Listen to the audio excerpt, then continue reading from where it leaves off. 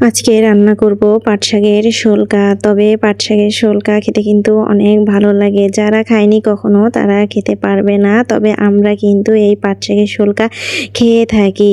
গরম আসলে এই পাট শাকের শোলকা খেতে অনেক মজা লাগে। তবে কাঁঠালের বিচি ছাড়া আবার এই পাট শাকের শোলকা কিন্তু ভালো লাগে না। তো যেহেতু গরম পড়ে গেছে, কাঁঠাল পাকতেছে আর কাঁঠালের অনেক বিচি রয়েছে।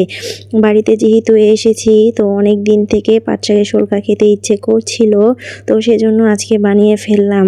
তো এটা বানাতে গিয়ে অনেকটা কষ্ট করতেও হয়েছে, কারণ পাট শাকের পাতাই পাওয়া যাচ্ছিল না। বাজারে যেগুলো ছোট ছোট পাট শাক পাওয়া যায় সেগুলো কাটতে কিন্তু অনেক সময় লাগে, সেজন্য বাজার থেকে কিনে আনিনি। যারা আবাদ করেছে ওইখানে গিয়েছিলাম, তো অনেকগুলো পেয়েছি।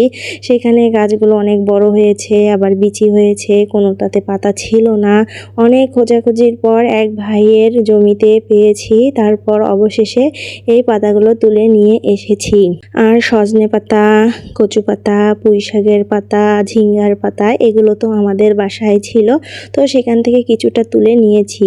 বেশি করে সজনে পাতা দিলে একদমই তিতা লাগে না। কাঁঠালের বিচি আর রসুন আর কাঁচা মরিচ পানি দিয়েছি, দিয়ে আগে সিদ্ধ করে নেব, কারণ পাতাটা সিদ্ধ হতে তো বেশি সময় লাগবে না, কাঁঠালের বিচিগুলো সিদ্ধ হতে একটু সময় লাগবে। আর এই শোলকা রান্না করার জন্য কিন্তু খাবারের সোডা লাগবে। সোডা ছাড়া কখনোই শোলকা রান্না করা যাবে না। তো খাবারের সোডা ছিল বাসায়, একটু খাবারের সোডা দিয়ে দিয়েছি।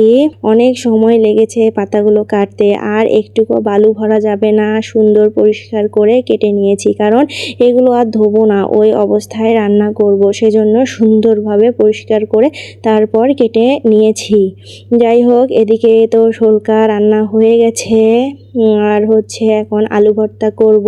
শোলকা দিয়ে আলু ভর্তা খেতে অনেক মজা লাগে। আলু ভর্তা ছাড়া একদমই জমে না। ঝাল ঝাল করে আলু ভর্তা করব, সেজন্য ভাতের মধ্যে আলু দিয়েছিলাম। এখন হাত দিয়ে ভর্তাটা করে নিলাম।